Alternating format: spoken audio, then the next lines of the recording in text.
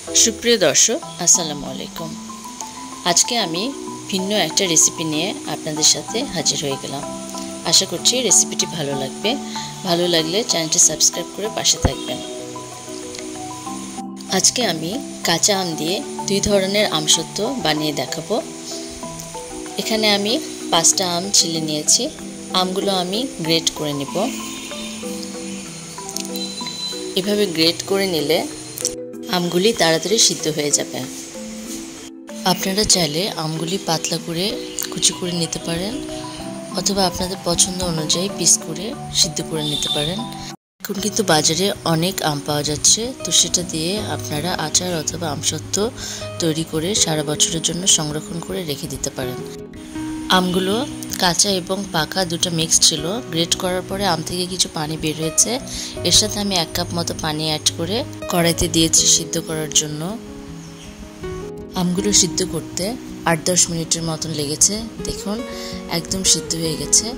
এখন আমি এই আমের পিউরিটা ছেঁকে নিব একটা চালনিতে। আমি চালনিতে আমের পিউরিটা নিয়েছি। একটা স্প্যাচুলার সাহায্যে আমি পিউরিটা বের করে নেব। আপনারা চাইলে ব্লেন্ডারে ব্লেন্ড করেও নিতে পারেন। চালনিতে ছেঁকে নিলে আমসত্ত্বটা বানানোর পরে ভেতর থেকে কোনো আঁশ দেখা যাবে না। আমসত্ত্বটা দেখতে অনেক মসৃণ হবে। এই কারণে আমটা ছেঁকে নিলে ভালো। আমি এভাবে ধীরে ধীরে পুরো আমের পিউরিটা চালনিতে ছেঁকে নেব। আমি সবগুলো আমের পিউরি ছেঁকে নিয়েছি। দেখতে পাচ্ছেন তেমন আঁশ বের হয়নি। কিছু আম আছে যেগুলো থেকে অনেক আঁশ বের হয়, তো ছেঁকে নেওয়াই ভালো। এখন আমি ওই পাত্রে ছেঁকে নেওয়া আমের পিউরিটা দিয়ে দিব। এখানে আমি 1/2 কাপের মতন চিনি অ্যাড করেছি। মিষ্টিটা যার যার পছন্দ অনুযায়ী। আমটা বেশি টক ছিল না, তাই আমি এখানে 1/2 কাপের মতন চিনি অ্যাড করেছি। এখন বিট লবণ অ্যাড করব 1/2 চামচ। চেষ্টা করবেন বিট লবণটা ব্যবহার করতে। বিট লবণটা ব্যবহার করলে টেস্ট দ্বিগুণ বেড়ে যায়। এখানে 1 চিমটা মতো আমি নর্মাল লবণও ব্যবহার করেছি। 1/2 চামচের মতন শুকনো মরিচের গুঁড়ো দিয়েছি। আর কয়েকটা শুকনো মরিচ আমি শুকনো খোলায় ভেজে গুঁড়ো করে নিয়েছি, সেটা অ্যাড করব। দুঃখিত, এখানে আমার ভিডিওটা ক্যাপচার হয়নি। এখানে 1/2 চামচের মতন চিলি ফ্লেক্স ব্যবহার করেছি।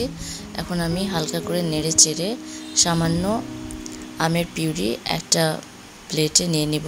এই প্লেটটা আমি হালকা সরিষার তেল মেখে ব্রাশ করে রেখেছিলাম। আপনারা চাইলে তেল অথবা ঘি ব্রাশ করে নিতে পারেন। এভাবে চারপাশে ঘোরালেই সেট হয়ে যাবে। কিছু জায়গা ফাঁকা থাকলে একটা চামচের সাহায্যে এইভাবে মিলিয়ে দিতে পারেন। আমার একটা আমসত্ত্ব রেডি হয়ে গেল। এখন আমি সেকেন্ডটা তৈরি করব। এখানে আমি 5 ফোড়ন হালকা ভেজে নিয়ে গুঁড়ো করে নিয়েছি, সেটা পিউরিতে মিক্সড করছি। এটার টেস্টটা আলাদা হবে।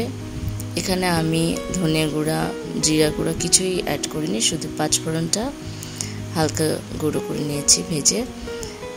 সেম প্রসেসে আমি এই প্লেটে তেল ব্রাশ করে রেখেছিলাম, সেটা দিয়ে চারপাশে ঘুরিয়ে নিচ্ছি। সুন্দর মতন সেট হয়ে গেছে। এখন এটা আমি রোদে দিব। আপনাদের অ্যাভেলেবেল রোদে দেওয়ার অপশন না থাকলে চুলা নিচে দিয়েও শুকিয়ে নিতে পারেন। এটা আমি 1 দিন রোদে দিয়ে পুরোটা শুকিয়ে নিয়েছি। সুন্দর মতন সেট হয়ে গেছে, সুন্দর মতন শুকিয়েও গেছে। দেখুন, দেখতেই পাচ্ছেন। এখন আমি এটা কেটে দেখাচ্ছি। আমসত্ত্বটা কাটা যার যার পছন্দ মতো। চারপাশে একটা ছুরির সাহায্যে এইভাবে ঘুরিয়ে নিলে আমসত্ত্বটা উঠে আসবে।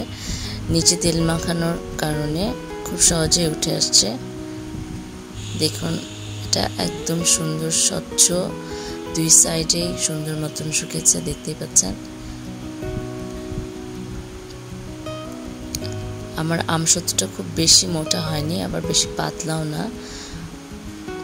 2 পাশে সুন্দর মতন শুকিয়ে গেছে। এখন আমি এটা কেটে নিচ্ছি।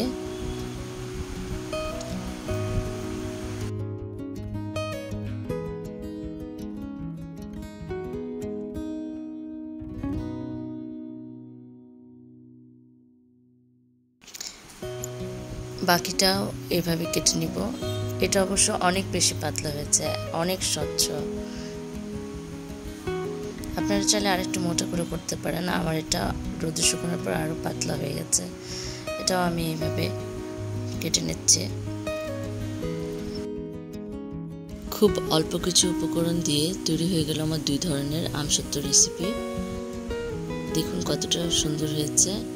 আপনারাও চাইলে এভাবে ঘরে আমসত্ত্ব তৈরি করে নিতে পারেন। আমি কিছুটা আমসত্ত্ব পিস করে কেটে নিয়েছি। 2 পাশে সুন্দর স্বচ্ছ বোঝা যাচ্ছে।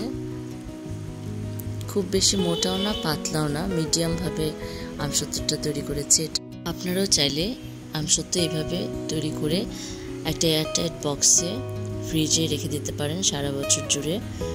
রেসিপিটি ভালো লাগলে অবশ্যই আমাকে কমেন্টের মাধ্যমে জানাতে ভুলবেন না।